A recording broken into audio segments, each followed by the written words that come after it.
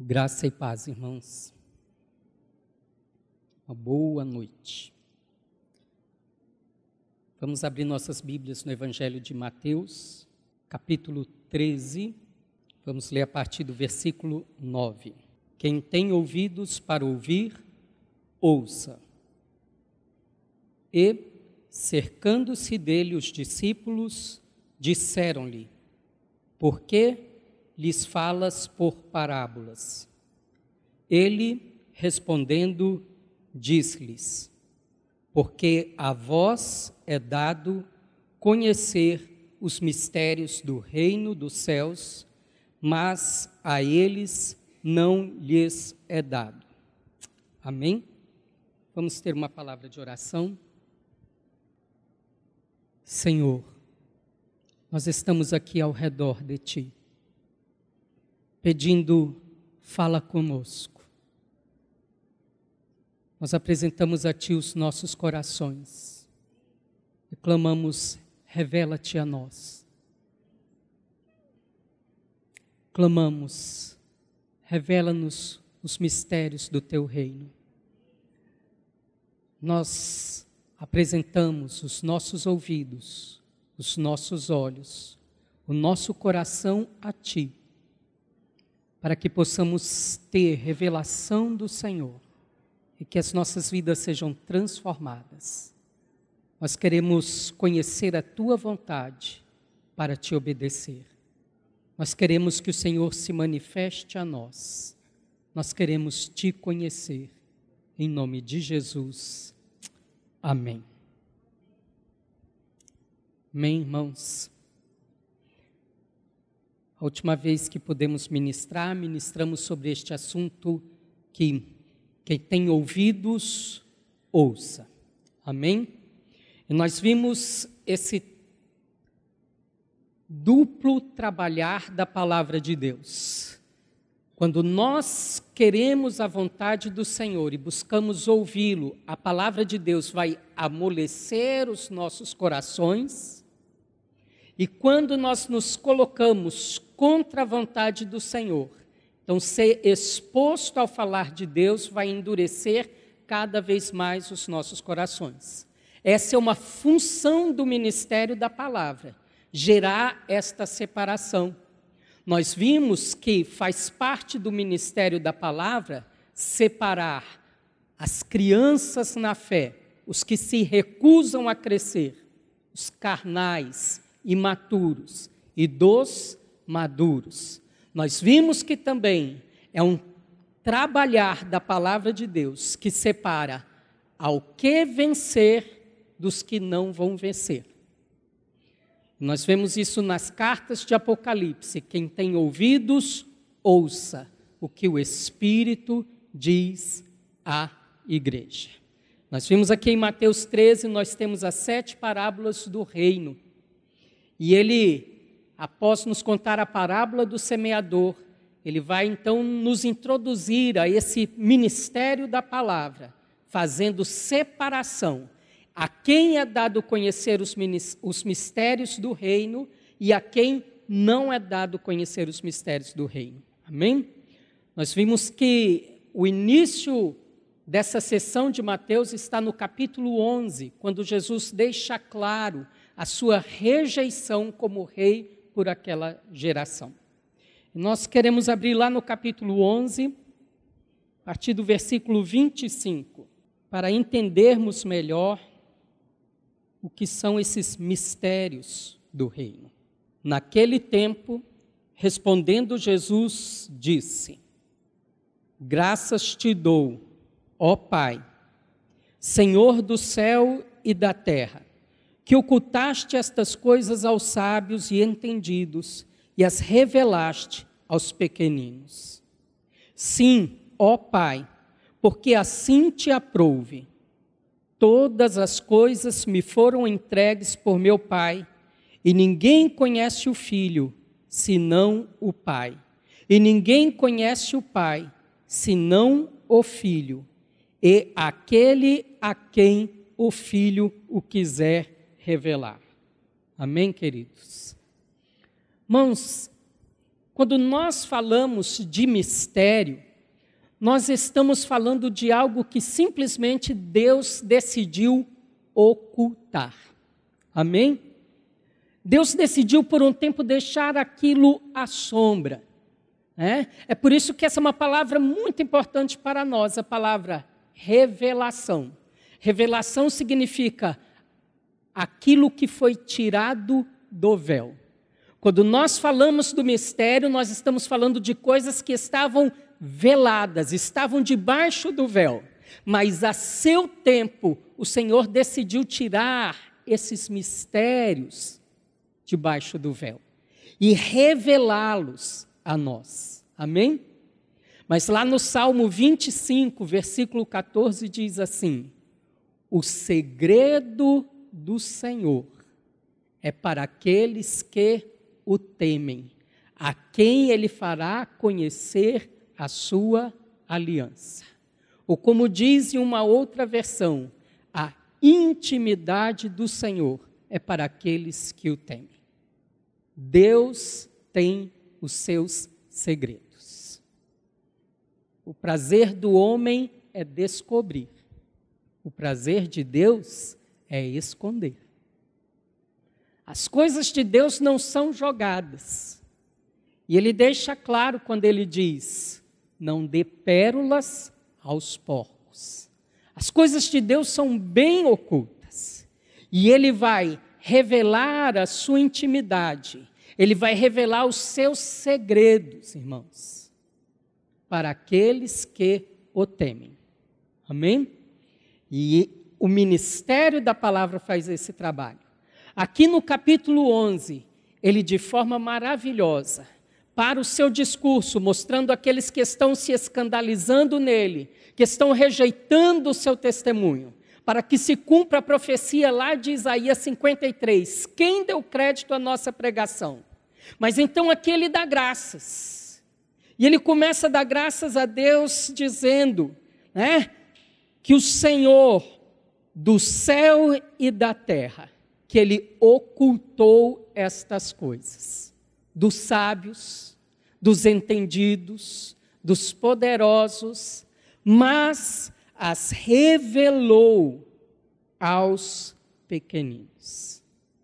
Aprove a Deus fazer assim. Amém, irmãos? Essa ideia de pequeninos talvez seja a mesma ideia que nós encontramos lá no Sermão do Monte sobre bem-aventurado os humildes, porque deles é o reino dos céus. Ou bem-aventurado os pobres de espírito. É a tradução mais literal. E eu gosto daquela palavra pobres, porque não é simplesmente um pobre. Aquela palavra ali é miserável. Bem-aventurado os miseráveis de espírito. Não é um pobre que tem pouco, é alguém que não tem nada. É alguém que, se ele não pedir, ele vai morrer de fome. É alguém que, se outro não der para ele, ele não tem de onde sobreviver. Estamos juntos, irmãos? O pobre de espírito é aquele que reconhece: eu preciso. É aquele que reconhece: eu não tenho, eu dependo de outro. É essa a ideia que nós temos aqui dos pequeninos. Porque sabe qual é o grande problema quando nós vamos falar dos mistérios do reino? É porque muitos de nós achamos que já conhecemos. Muitos de nós, diante de uma exposição, já dizemos: eu já ouvi falar disso. Eu já sei sobre isso. E para quem sabe, irmãos, não há espaço para revelação. Agora, os mistérios do reino não são coisas. Os mistérios do reino, como ele deixa bem claro aqui no versículo 27, ninguém conhece o Filho, senão o Pai. O assunto dos mistérios do reino é o próprio Senhor Jesus.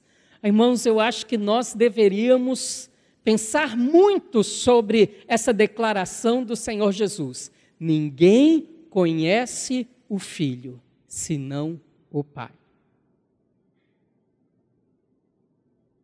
Quanto nós conhecemos do Senhor Jesus? Quanto nós achamos que o conhecemos? Irmãos, eu acho que pior do que a pessoa que sabe que não conhece é aquele que acha que conhece o que nunca lhe foi revelado.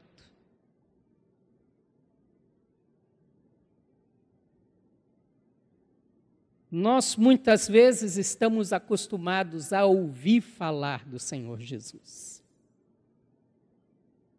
Qualquer pessoa de quem a gente fale no Brasil sobre Jesus é um país cristão, não é? Todo mundo sabe quem é esse Jesus. Mas muitos poucos de nós temos revelação. Ninguém conhece o Filho, senão o Pai. E Ele revelou estas coisas aos pequeninos. Aqueles que reconhecem, eu preciso.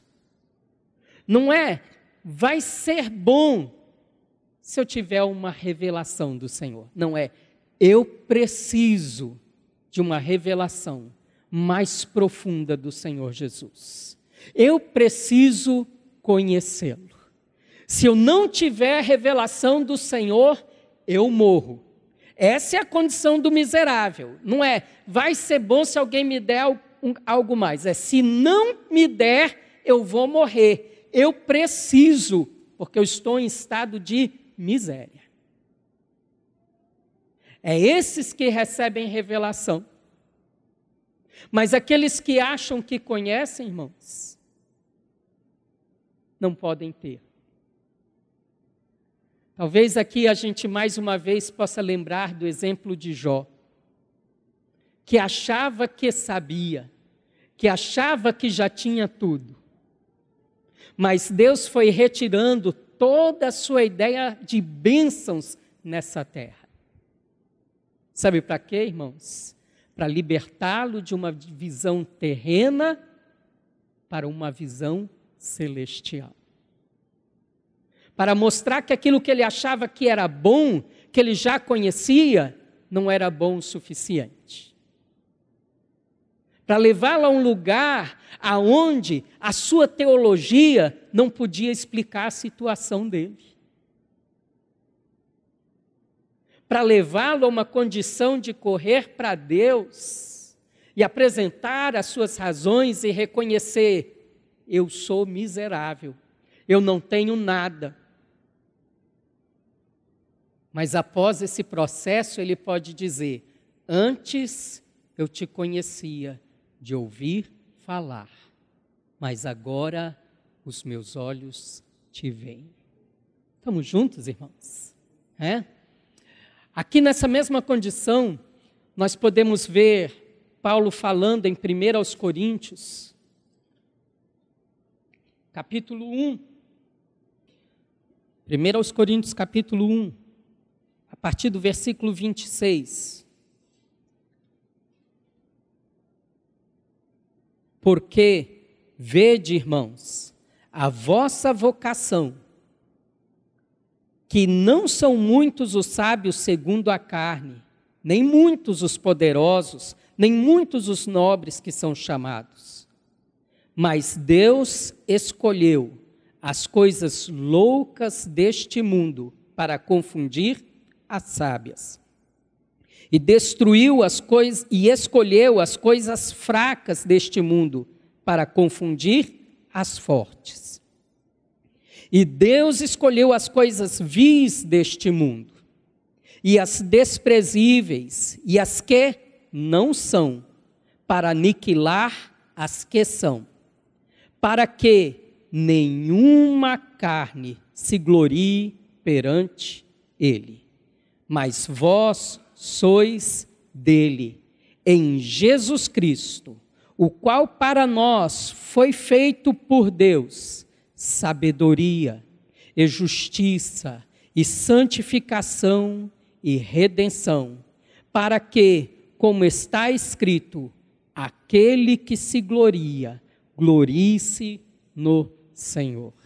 Ah, irmãos, que posição maravilhosa é essa, né? Paulo dizendo quem ele escolheu, os que não são, as coisas loucas, vis e desprezíveis, né? E numa tradução livre nós podemos dizer assim, Paulo dizendo da seguinte maneira: quer uma prova que Deus escolheu as coisas vis e desprezíveis e que não são? Ele escolheu você. Olha para você. Olha ao seu redor.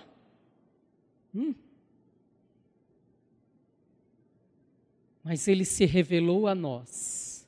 Cristo se manifestou para nós.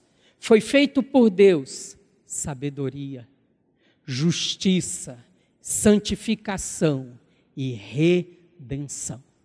Amém, irmãos? Ser pequenino, ser as coisas que não são, é uma condição necessária para que o mistério do reino seja revelado.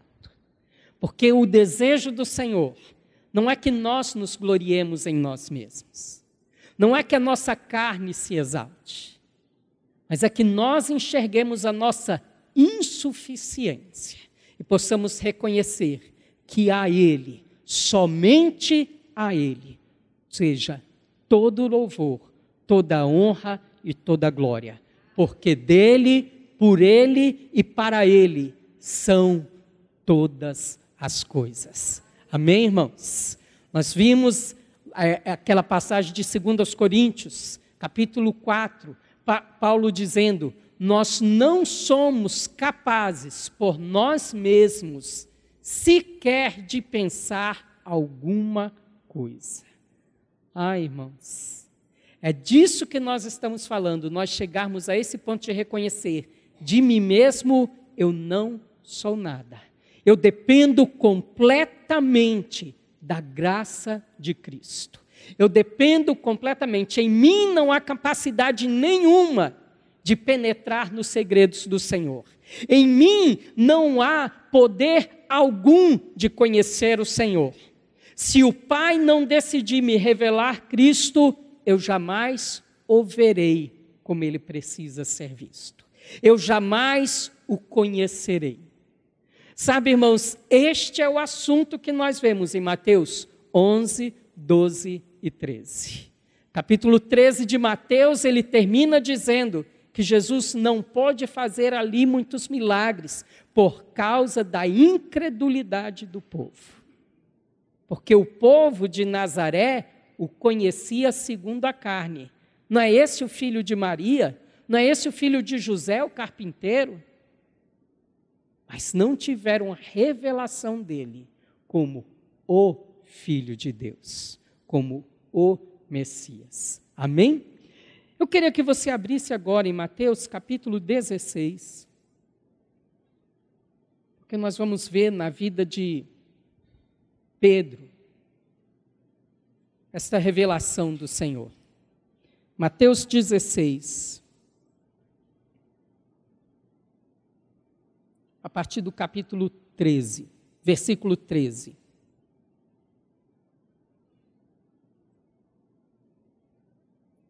E chegando Jesus às partes de Cesareia de Filipe, interrogou os seus discípulos, dizendo: quem dizem os homens ser o Filho do Homem? E eles disseram: uns, João, o Batista, outros, Elias, e outros, Jeremias, ou um dos profetas. Disse-lhes ele: e vós, quem dizeis que eu sou? E Simão Pedro, respondendo, disse: tu és o Cristo, o Filho do Deus vivo. E Jesus, respondendo, disse-lhe: bem-aventurado és tu, Simão Barjonas, porque não te revelou a carne e o sangue, mas meu Pai que está nos céus. Pois também eu te digo que tu és Pedro, e sobre esta pedra edificarei a minha igreja, e as portas do inferno não prevalecerão contra ela. Eu te darei as chaves do reino dos céus, e tudo que ligares na terra será ligado nos céus, e tudo que desligares na terra será desligado nos céus. Então mandou aos seus discípulos que a ninguém dissesse que ele era Jesus o Cristo. Amém, irmãos? Então aqui nós estamos vendo na prática este momento da revelação, em que o Pai decidiu revelar a natureza e a obra do Senhor Jesus. Nós temos aqui o próprio Senhor perguntando, que dizem, quem eu sou? E eles saem dizendo o que a multidão está dizendo. Para uns ele é um profeta, para outros é um mestre, para outros é como João o Batista. E quando ele pergunta, e vós, que dizeis que eu sou? Então Pedro se levanta e diz, tu és o Cristo, o Filho do Deus vivo. Irmãos, que momento glorioso, que momento maravilhoso, em que Pedro pode expressar que ele não está diante simplesmente de um homem, mas ele teve essa revelação, eu estou diante do Filho de Deus. Ele está podendo declarar, eu estou diante do Messias. Então o Senhor dá essa declaração a ele. Pedro, você não está sabendo disso? Não é pelo seu intelecto, não é pela sua própria experiência, não é pelas suas próprias emoções, não é pela sua própria capacidade, não há nada em você que possa fazer você ter visto isso, mas foi o meu Pai quem te revelou. Estamos juntos, irmãos? Irmãos, e aqui então o Senhor Jesus começa a dizer o que é que esta revelação faz conosco, o que é a importância dessa revelação. Irmãos, esse texto é um texto fundamental na nossa vida, porque aqui é a primeira vez que a palavra igreja é mencionada na Bíblia. Irmãos, que coisa gloriosa. Então ele vira e diz aqui, pois eu também te digo que tu és Pedro, e sobre esta pedra edificarei a minha igreja, e as portas do inferno não prevalecerão contra ela. Irmãos, este é o poder da revelação do Senhor sobre as nossas vidas. Quando nós temos revelação de quem Ele é, a nossa posição é mudada. A edificação nossa, irmãos, a edificação da igreja, não são as obras que fazemos. Vemos essas menções muito nas cartas de Apocalipse. Eis que conheço as tuas obras. Mas a questão da edificação é a obra do Senhor em nós.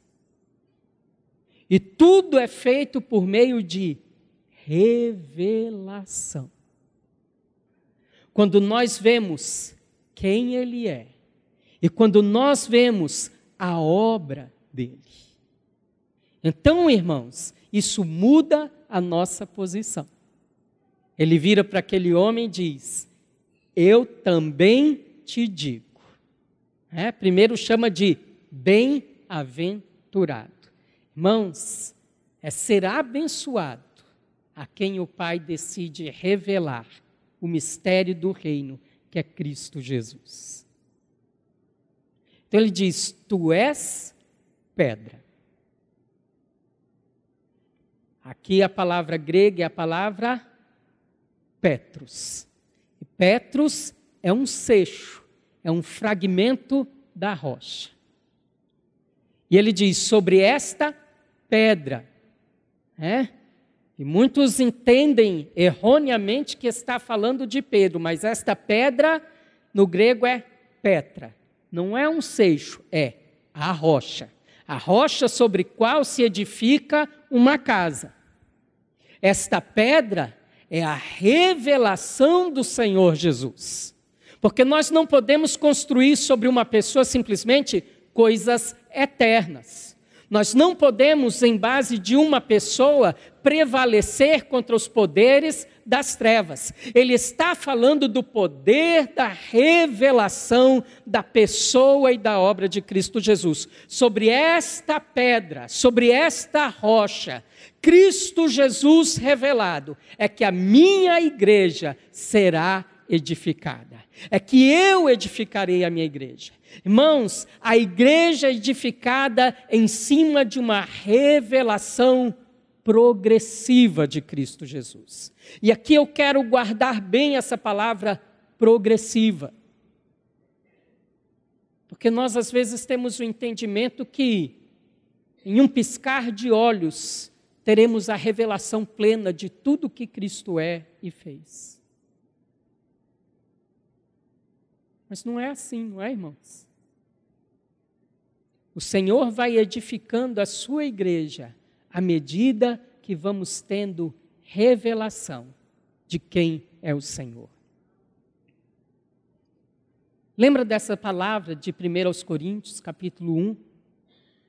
Que Cristo foi feito por Deus, sabedoria, justiça, santificação, redenção. Sabe, irmãos, cada uma dessas palavras, nós precisamos conhecê-las não de ouvir falar. Nós precisamos ter a revelação do Senhor como a nossa sabedoria. Porque quando nós temos essa revelação, um aspecto da igreja será edificado pelo Senhor. É muito mais do que dizer simplesmente Cristo é a nossa justiça. É ter revelação de que Ele é a justiça de Deus. Revelação fala de entendimento espiritual. Toda vez que nós temos revelação, a nossa vida é transformada. Pedro, filho de Bar-Jonas. Quando ele diz filho de Bar-Jonas, ele está falando da vida natural de Pedro. Alguém que é pó e ao pó voltará. Mas quando ele chama ele de Pedro, ele diz, não, agora eu estou te dando uma nova natureza. É a natureza do próprio Deus, sobre a qual o Espírito Santo pode trabalhar e gerar coisas eternas. Estamos juntos, irmãos? É isso que a revelação causa em nós. Nós precisamos entender aqui que, quando o Senhor está falando de Pedro, Ele está falando de um efeito individual da revelação. Quando nós temos uma revelação do Senhor, isso vai trabalhar em nossas vidas individualmente. Haverá uma alteração na nossa vida, haverá transformação na nossa forma de caminhar. Estamos juntos, irmãos? Mas quando ele fala sobre esta rocha, edificarei a minha igreja, ele está nos dando uma visão corporativa. Ele está nos dando uma visão do propósito. Eu não quero edificar indivíduos. A obra que eu faço em cada um individualmente visa a edificação da casa de Deus, do corpo de Cristo. Visa uma obra corporativa. Estamos juntos, irmãos? E as portas do inferno não prevalecerão contra a igreja. Irmãos, à medida que nós vamos tendo revelação do Senhor Jesus, nós vamos vencendo toda a obra das trevas. Nós vamos avançando contra o inferno. Nós vamos conquistando áreas da nossa vida, dessa terra, para o reino de Deus. Nós vamos sendo estabelecidos na vontade de Deus. Estamos juntos, irmãos? Isso está em profunda relação com João capítulo 8, versículo 32. Conhecereis a verdade, e a verdade vos libertará. Eu gosto de lembrar que Jesus está dizendo isso para fariseus, para doutores da lei, que achavam que conheciam, mas eles tinham conhecimento da letra, sem a iluminação do Espírito Santo de Deus. Então ele está falando aqui da necessidade de revelação, para que haja libertação. Sabe, irmãos, que o Messias viria não era um mistério para os judeus. Ele sabia que o Messias viria, mas eles tinham uma visão completamente terrena do Messias. Eles tinham uma visão de que ele os libertaria do poder de Roma, que ele seria um rei aqui nessa terra, um rei político. Mas quando Pedro declara esta revelação que ele recebeu do Senhor, ele está tendo uma visão eterna do Senhor Jesus. Ele está tendo uma visão celestial do Senhor Jesus. Ele está enxergando que ele não veio nos libertar de coisas temporais, mas que de fato ele veio nos libertar do grande inimigo que é Satanás. Estamos juntos, irmãos? Que ele veio nos libertar da nossa própria carne. Que ele veio não para edificar coisas temporais para o tempo presente, mas que ele está edificando coisas eternas, gloriosas. Estamos juntos, irmãos? Então ele vira e continua dizendo aqui, eu te darei as chaves do reino dos céus. Irmãos, chaves é para abrir portas que estão fechadas.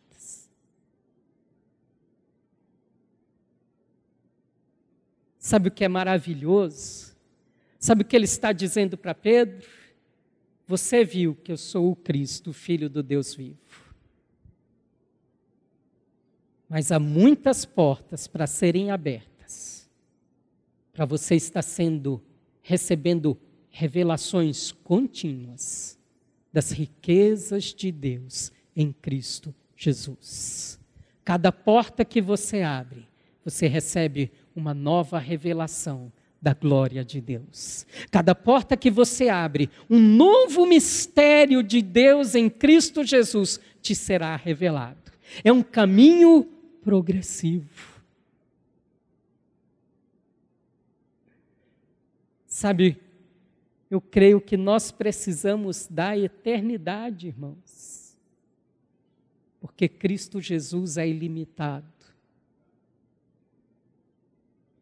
Ele é tão grande, Ele é tão maravilhoso, Ele é tão profundo, Ele é tão amplo, irmãos, que nós vamos passar uma eternidade inteira descobrindo as glórias de Deus em Cristo Jesus.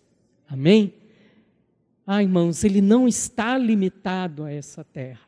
Ele não está limitado a nós. Cada revelação que você tem é uma porta que te abre caminho para outras portas de revelação no Senhor Jesus. E é assim, irmãos, nós também mudamos a nossa posição.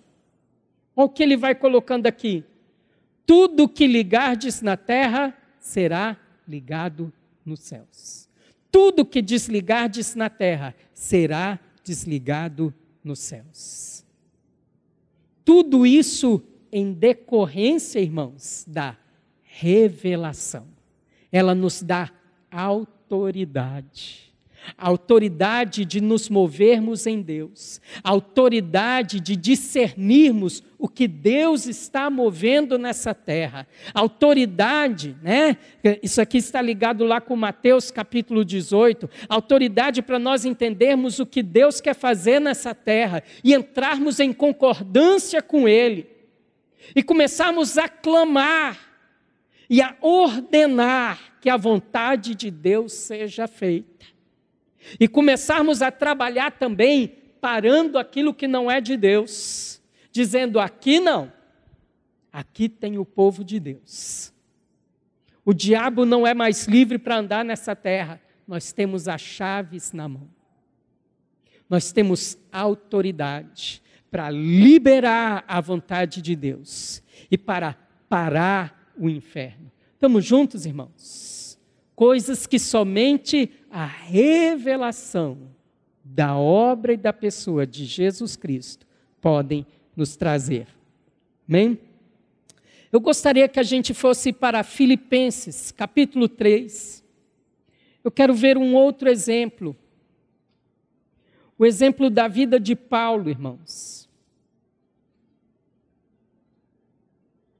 Sobre o que a revelação faz conosco. O que acontece com quem tem ouvidos para ouvir? Filipenses, capítulo 3.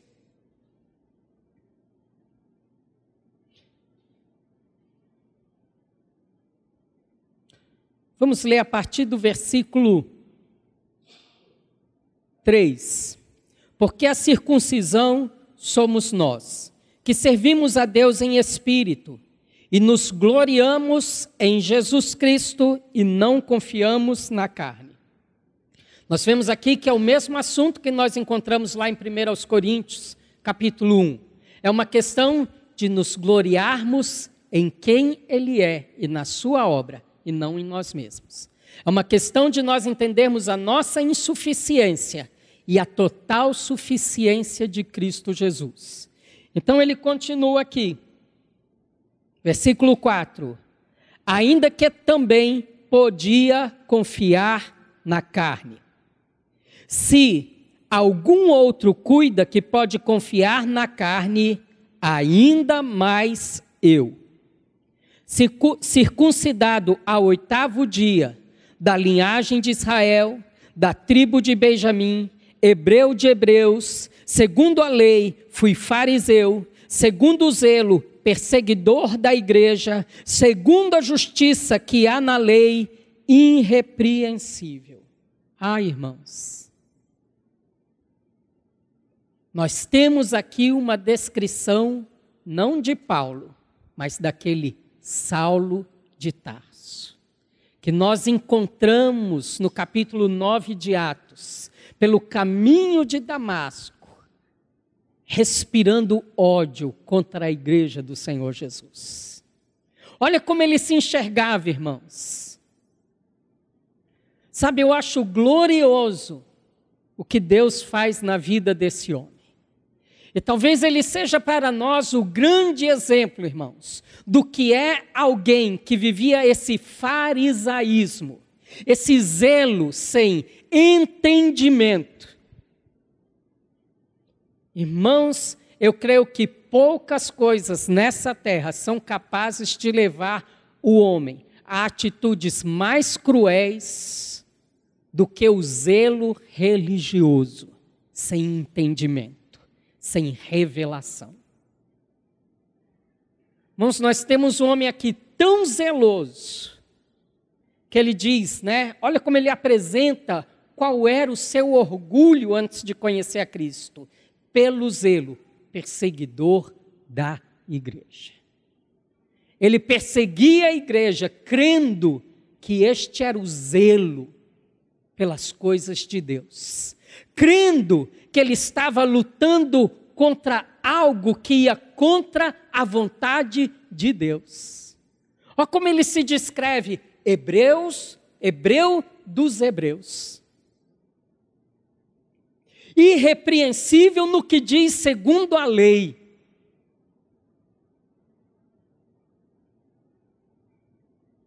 Olha como ele apresenta isso. Se você acha que pode se gloriar na carne, eu podia muito mais. Mas olha a posição na qual esse homem se encontrava. Irmãos, não tinha nada que pudesse ganhar um homem desse para Cristo Jesus. Irmãos, eu penso da coitada da pessoa que fosse entrar numa luta de argumentos com Saulo de Tarso. Porque esse homem me parece que tinha a resposta para tudo.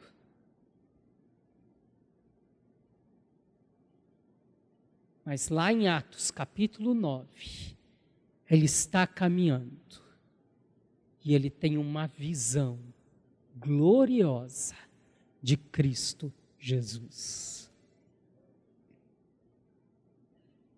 E essa visão conquistou o coração dele.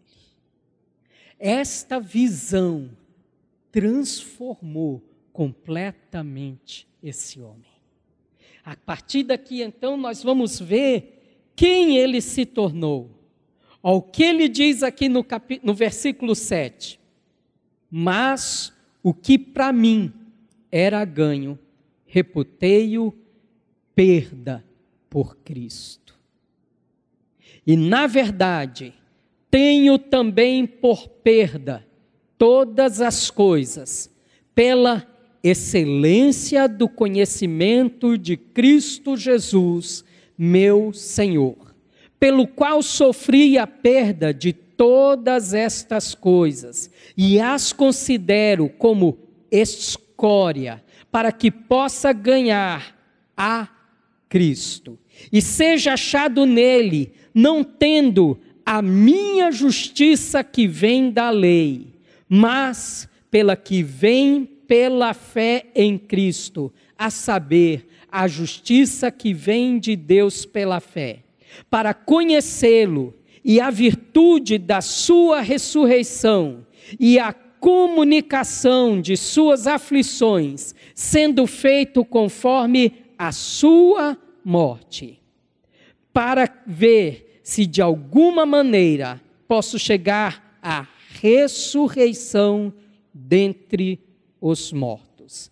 Não que já tenha alcançado, ou que seja perfeito, mas prossigo para alcançar aquilo para o que fui também preso por Cristo Jesus.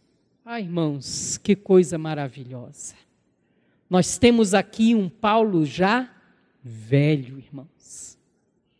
Ele já está aqui prestes a entrar na sua última fase. Ele já está aqui em prisão. E ele tem uma ciência tão grande que esse Cristo é tão maior do que ele esperava. Que esse Cristo é tão mais amplo do que ele cria.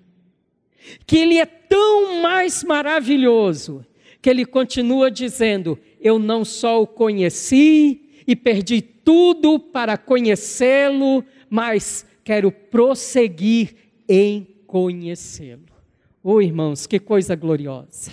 Você pode imaginar um homem que teve revelação como Paulo teve, irmãos, no fim de sua vida, dizendo assim, eu ainda quero prosseguir em conhecê-lo.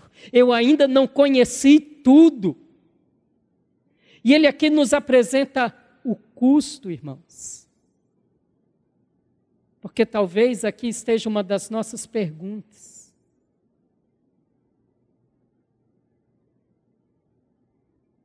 Por que muitos de nós recusamos de conhecer o Senhor? Ou em prosseguir a conhecê-lo? Porque isso nos custa tudo. Custa a nossa reputação, custa o nosso orgulho.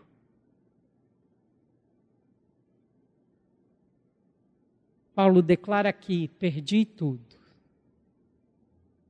Considerei a tudo refúgio. Não pela excelência de uma coisa, não pela excelência de uma bênção, Não pela excelência de que eu vou morar no céu, mas a coisa excelente é o conhecimento da pessoa de Cristo Jesus. É esse conhecimento que transformou completamente esse homem. Talvez, irmãos, nenhum dos apóstolos, talvez não, com certeza, o apóstolo que mais vai usar a expressão mistério é o apóstolo Paulo. Ele vai falar do mistério do reino de Deus, o mistério de Cristo Jesus, o mistério do seu eterno propósito. Irmãos, ele vai utilizar essa expressão tantas vezes, porque esse homem recebeu uma revelação profunda do mistério de Deus em Cristo Jesus. Ele vai falar em 2 Coríntios, capítulo 4, versículo 6, sobre a glória de Deus que ele viu na face de Cristo Jesus. Sabe, irmãos, o que nós precisamos todo dia é dessa revelação de Cristo Jesus. Nós precisamos clamar ao Senhor, que nós tenhamos revelação diária da pessoa do Senhor Jesus, que nós possamos crescer em conhecê-lo, porque somente isso vai transformar a nossa vida.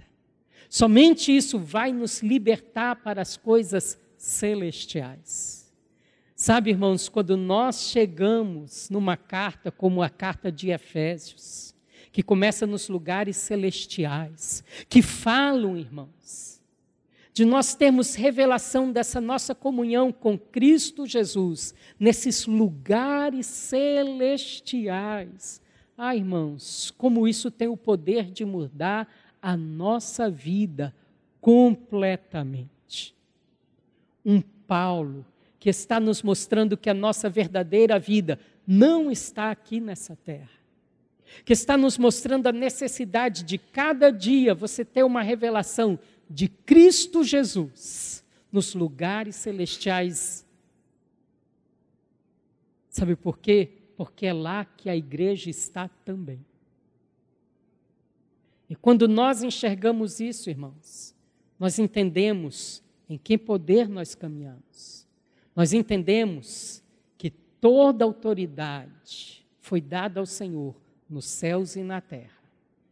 Nós entendemos desse poder que nós temos para cumprir a vocação que o Senhor nos deu. Eu queria que nós olhássemos também em Gálatas, capítulo 1. Eu queria ler a partir do versículo 12, porque Paulo, pelo Espírito Santo, mais uma vez está falando dessa transformação que o Senhor fez na vida dele.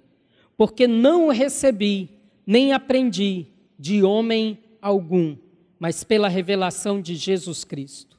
Porque já ouvistes qual foi antigamente a minha conduta no judaísmo, como sobremaneira perseguia a igreja de Deus e a assolava.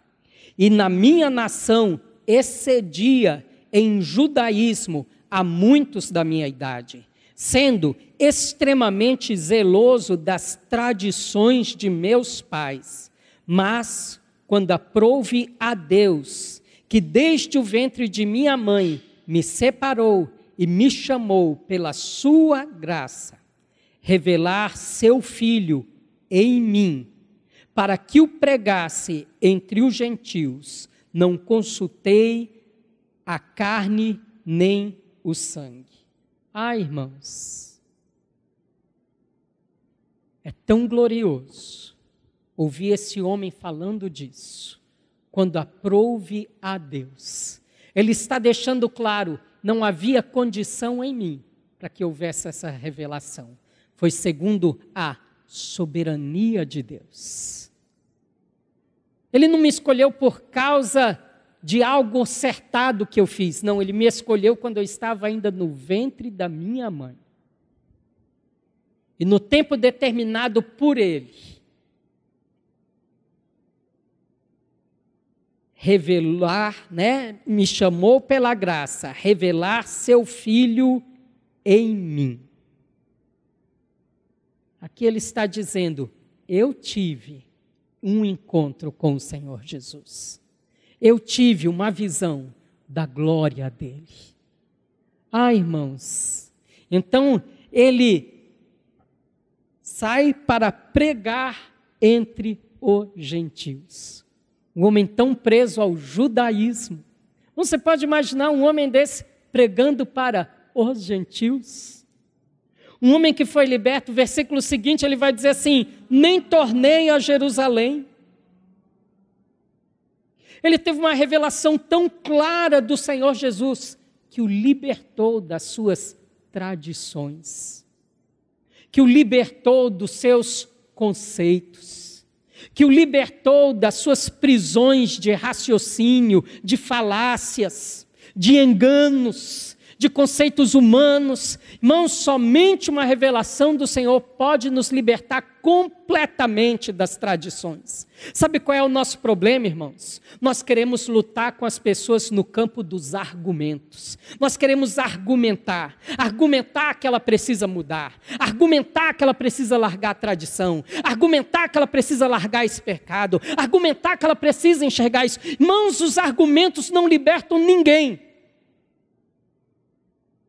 Nós precisamos de uma experiência real com a pessoa de Cristo Jesus. Nós precisamos de uma revelação progressiva da glória do Senhor Jesus, irmãos, porque é isso que nos liberta e nos transforma. Às vezes eu tenho umas conversas comigo mesmo. Eu acho que eu não estou ficando doido não, né? Quando eu tenho uma conversa assim bem sincera comigo mesmo, eu fico pensando, por que é que eu me chateio tanto com as pessoas que não mudam? E é claro, quando a gente fala das pessoas que não mudam, nós não estamos falando das distantes, nós estamos falando das próximas, né? Às vezes eu me sinto como Pedro. Quantas vezes vou ter que perdoar meu irmão?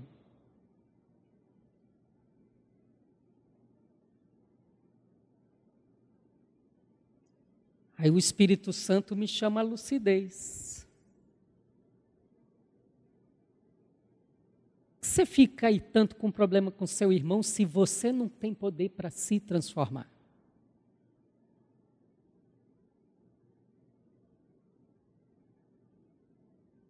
Aí começa a abrir os meus olhinhos para os meus problemas. Que eu acho que inclusive a gente gosta de ver o problema dos outros para não ver o nosso. É mais confortável, não é? Pôr a culpa nos outros é mais confortável. Inclusive até para virar e dizer, não, mas eu tenho esse problema porque o irmão fez isso. Se não fizesse isso, eu também não tinha feito aquilo, né? A síndrome do Adão. Foi a mulher que tu me deste.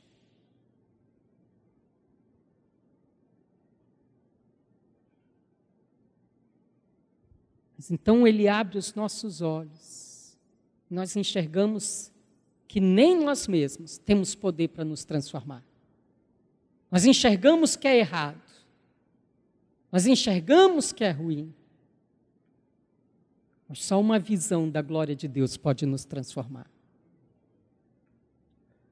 Sabe, irmãos, talvez eu queira terminar em Apocalipse. A palavra Apocalipse fala, né, no nosso português, esse nome ficou enigmático, né? Ninguém decidiu traduzir ele, porque Apocalipse é uma transliteração, né? É uma palavra grega. E Apocalipse significa revelação, tirado do véu. Revelação de quê, irmãos? Do Senhor Jesus. Por ser o último livro da Bíblia, talvez a melhor maneira da gente expressá-lo é a consumação da revelação do Senhor Jesus. Sabe, irmãos, a Bíblia tem uma só ocupação: revelar Cristo Jesus. E em Apocalipse ele está dizendo, olha, aqui eu quero te dar a consumação da revelação que você precisa ter do Senhor Jesus. Porque, irmãos, nós até chegarmos lá, nós temos revelação dele na terra, nós temos revelação de como ele viveu, Nós temos revelação do que Ele fez lá no Calvário por nós, do seu sangue derramado, dos nossos pecados perdoados, do seu corpo partido, da nossa inclusão no corpo de Cristo. Mas quando chega em Apocalipse, ele diz assim: olha, você precisa ter uma visão, não da vida do Senhor Jesus aqui nessa terra, mas de uma visão dele nos céus. Não basta uma visão dele no Calvário, você precisa ter uma visão dele exaltado como Rei glorioso.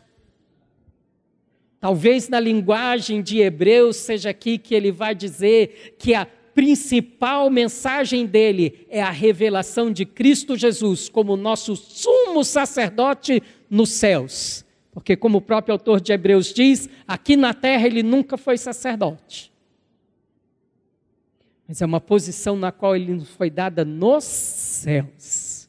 E ele vive eternamente nos céus, fazendo uma coisa: está intercedendo por nós.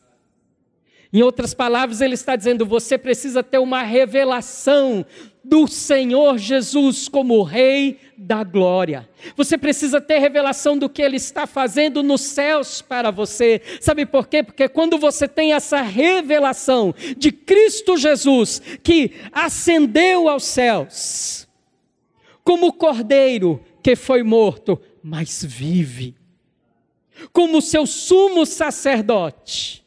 Irmãos, é uma revelação grande demais que você não pode suportar. Há algo de muito especial que o livro de Apocalipse foi revelado para o apóstolo João.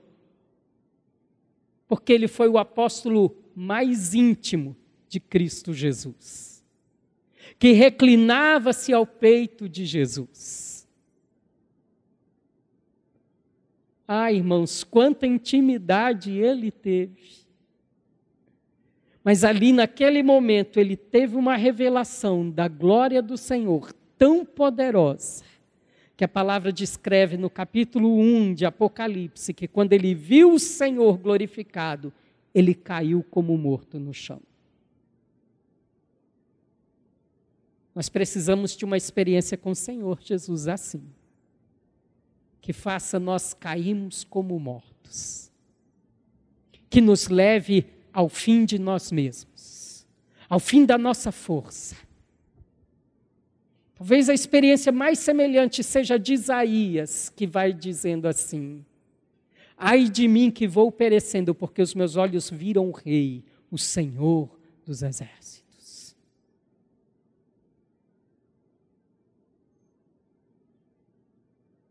Mas a palavra de Deus diz que quando ele cai ali no chão, como morto, o Senhor o segura e o levanta.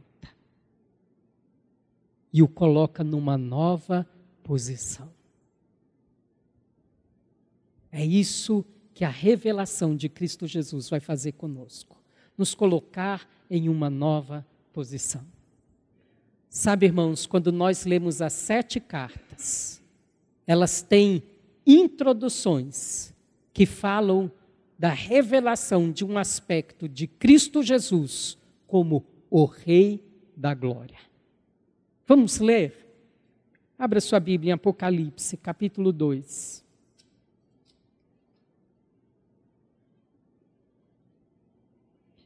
Versículo 1. Escreve ao anjo da igreja de Éfeso: isto diz aquele que tem na sua destra as 7 estrelas, que anda no meio dos 7 castiçais de ouro. Versículo 8. E ao anjo da igreja em Esmirna escreve: isto diz o primeiro e o último, que foi morto e reviveu. Versículo 12. E ao anjo da igreja que está em Pérgamo escreve: isto diz aquele que tem a espada aguda de 2 fios. Versículo 18. E ao anjo da igreja de Tiatira escreve: isto diz o Filho de Deus, que tem seus olhos como chama de fogo e os pés semelhantes ao latão reluzente. capítulo 3, versículo 1. E ao anjo da igreja que está em Sardes escreve: isto diz o que tem os 7 Espíritos de Deus e as 7 estrelas. Versículo 7.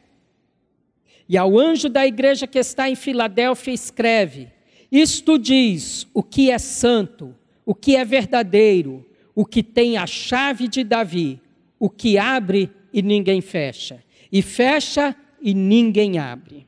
Por fim, versículo 14. Ao anjo da igreja de Laodiceia escreve: isto diz o Amém, a testemunha fiel e verdadeira, o princípio da criação de Deus. Irmãos, será que nós temos revelação de cada um desses aspectos de Cristo Jesus como Rei da Glória? Sabe, irmãos, o entendimento de cada uma dessas cartas depende do entendimento dessa revelação de Cristo Jesus. Esse é o fundamento da interpretação de cada uma das cartas às 7 igrejas. É essa revelação do Senhor Jesus glorificado como Rei da Glória. E é dependente dessa revelação que nós podemos ser vencedores. Amém, irmãos? Vamos fechar os olhos. Pai, em nome de Jesus, nós apresentamos a nossa vida diante do Senhor. E nós pedimos, Pai, dá-nos revelação da Tua glória. Nós queremos Te conhecer. Tu és grandioso, Tu és ilimitado. Senhor, nós precisamos de uma revelação cada dia mais profunda das glórias de Deus em Cristo Jesus. Nós precisamos cada dia mais de uma revelação do Senhor nos lugares celestiais, para que possamos desfrutar das Tuas riquezas, para que possamos desfrutar de Ti, Pai, para que a nossa posição seja mudada, para que possamos viver uma vida cristã vitoriosa, Pai, no cumprimento do nosso chamamento, de uma vida digna, Senhor, da nossa vocação celestial, para que sejamos transformados, para que a Tua igreja seja edificada, Pai amado, como a Tua casa. Dá-nos uma revelação gloriosa do Senhor, que nos leve a sermos vencedores. Pai, nós apresentamos a nossa vida a Ti, clamando que nós sejamos aqueles que têm ouvidos para ouvir.